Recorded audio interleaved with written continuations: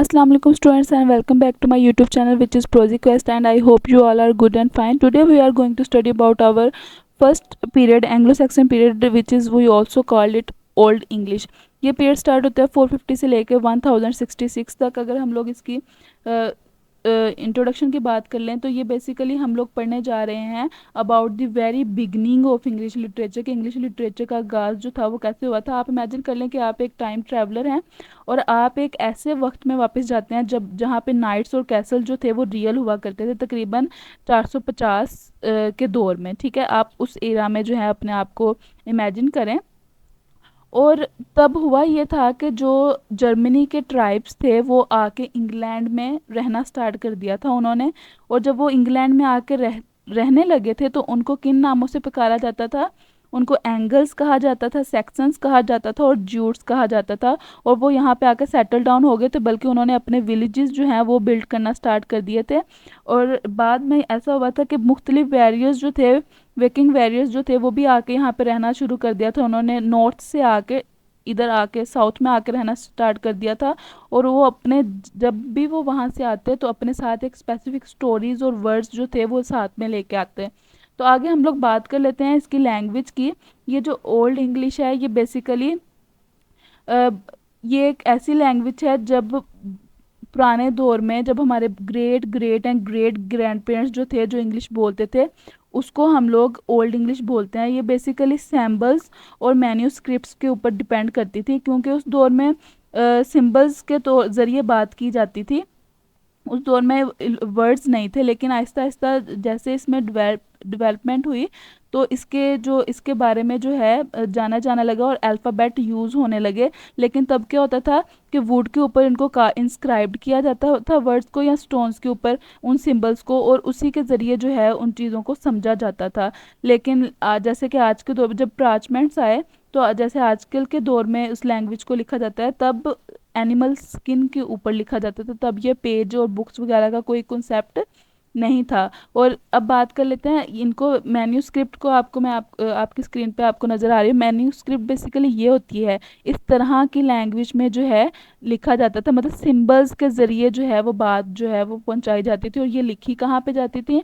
Basically ये लिखी जाती थी एनिमल स्किन्स के ऊपर या वुड के ऊपर या स्टोन्स के ऊपर। इन निशानों को जो है कार्व किया जाता था, इनके ज़रिए जो है कोई ना कोई स्टोरी या पॉइंट्स इस तरह की चीज़ें राइट की जाती थी। तो हम इन सिंबल्स के ज़रिए अंदाज़ा लगाते थे कि हमारे जो इंग्लिश लिटरेचर का आगाज़ है उसकी लैंग्वेज है तो पुराने ज़माने में कैसी हुआ करती थी।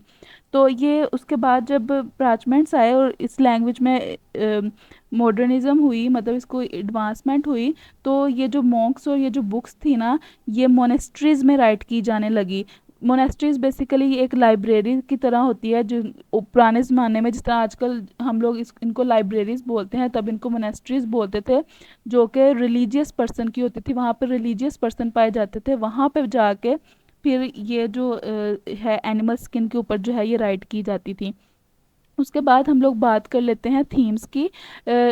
ओल्ड ये जो थीम्स हैं वहाँ पे तब heroism, natural world, fate, religious devotion, literature, इस तरह के ये जो थीम्स हैं तब बहुत ज़्यादा फेमस होते थे। मतलब कि हार्श रियलिटीज़ ऑफ लाइफ को उन स्टोरीज़ के ज़रिए बताया जाता था, इन सिंबल्स के ज़रिए बताया जाता था। स्ट्रगल, किस तरह स्ट्रगल करते थे इंसान नेचर के ख़िलाफ़, और उस वक्त के ह्यूमन की जो एग्जिस्टेंस थी वो कैसी थी, हमें उन इन सिंबल्स के ज़रिए पता चलता है, जो कि उन वुड्स और उन स्टोन्स के ऊपर कार्व किए गए हैं।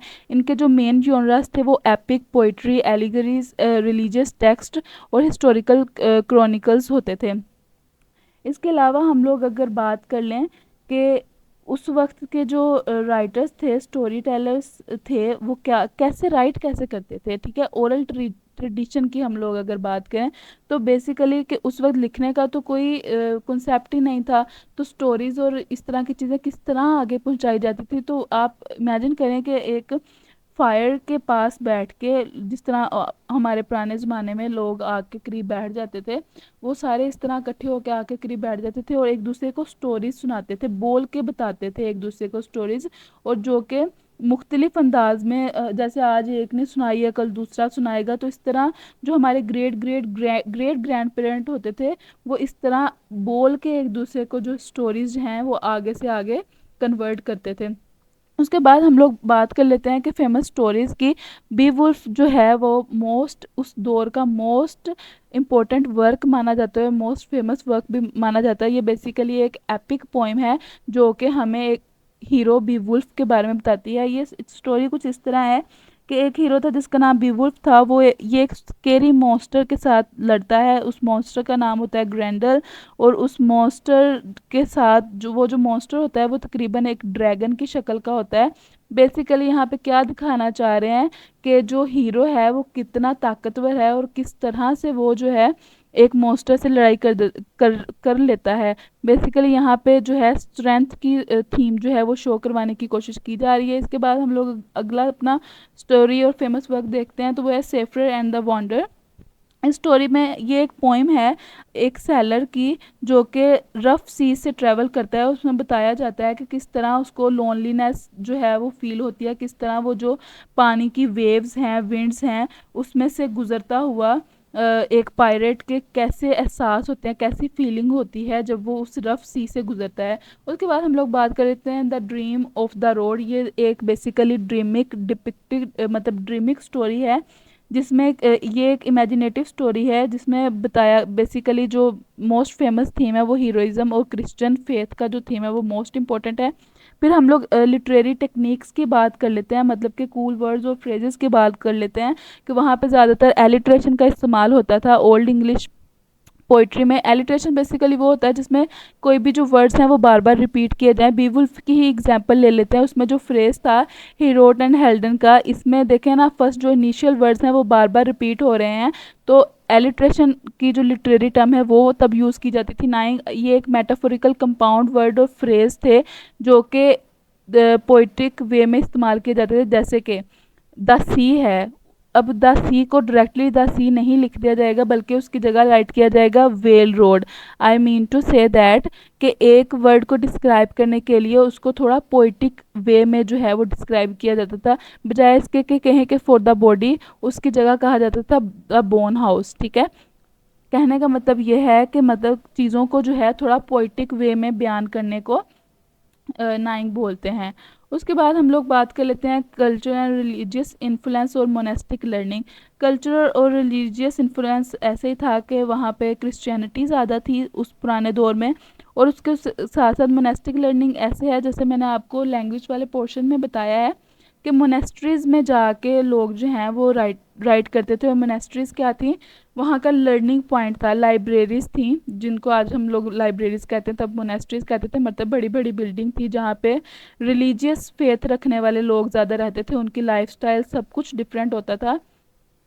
तो वहाँ पे जाके लोग जो हैं अपना वर्क जो है वो राइट करते थे, उसको प्रिजर्व करते थे।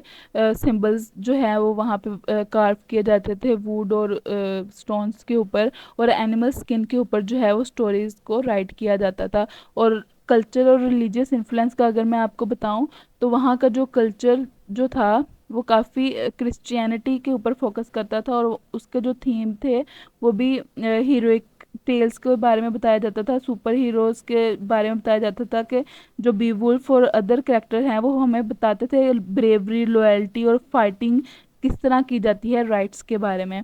और अब बात कर लेते हैं कि ये इम्पोर्टेंट क्यों था। ये जो स्टोरीज़ और पोइम है ना, ये बेसिकली एक बिल्डिंग ब्लॉक्स के तौर पर काम करती हैं जो कि इंग्लिश बुक्स और मूवीज़ आज हम लोग इस दौर में इंजॉय करते हैं। बेसिकली वो डिपिक्ट कर रही होती हैं कि पुराने दौर में जो लाइफ थी वो थी कैसी, और जो पीपल थे उनकी बिलीव्स क्या थे, उनकी वैल्यूज़ क्या थी। आजकल के दौर में हम लोग अक्सर स्टोरीज़ देखते हैं ना, मूवीज़ देखते हैं जिसमें पुराने दौर को जो है वो थोड़ा दिखाया गया होता है और हम उसको बहुत इंजॉय कर रहे होते हैं। बेसिकली वो जो उस दौर में स्टोरीज सुनाई गई होती हैं ना, वहाँ से डाटा लिया जाता है उन स्टोरीज़ को, और उन स्टोरीज़ को एक मूवी की शक्ल में हमें दिखाया जाता है कि पुराना जो दौर था वहाँ पे उस वक्त क्या क्या होता था। और इस तरह से हम लोगों को उन दौर के बिलीव्स की और उन दौर की वैल्यूज़ के बारे में जो है समझ आती है। तो बेसिकली आज की इस वीडियो में हम लोगों ने सबसे पहले क्या देखा, एंग्लो सैक्सन के ट्राइब्स के मतलब किस तरह वो इंग्लैंड में आके सेटल डाउन हुए थे। ओल्ड इंग्लिश के बारे में हम लोगों ने जाना, मतलब उनकी लैंग्वेज क्या थी और किस तरह की वो साउंड्स जो थी वो प्रोड्यूस करते थे। I mean to say that कि उनकी लैंग्वेज जो क्या थी, मोनेस्ट्री थी, मतलब कि वो मैन्यूस्क्रिप्ट के ज़रिए राइट करते थे, सैम्बल्स के ज़रिए राइट करते थे, और वो जो उनके साउंड्स जो थे वो किस तरह से आगे स्टोरीज पर जो है प्रमोट होती थी, मतलब ओरल स्पीकिंग होती थी, ओरल स्टोरी टेलिंग होती थी। फिर हम लोगों ने इम्पोर्टेंट, सबसे मोस्ट इम्पोर्टेंट वर्क की एंग्लो सैक्सन के बात की, जो कि बीवुल्फ था, और जो कि एक सुपर हीरो की स्टोरी है। और फिर हम लोगों ने एलिट्रेशन की बात की, लिटरेरी टर्म्स की बात की, फिर हम लोगों ने मॉक्स की बात की, कि जो कि फर्स्ट लाइब्रेरियंस थे जिन्होंने स्टोरीज़ राइट करना स्टार्ट की थी।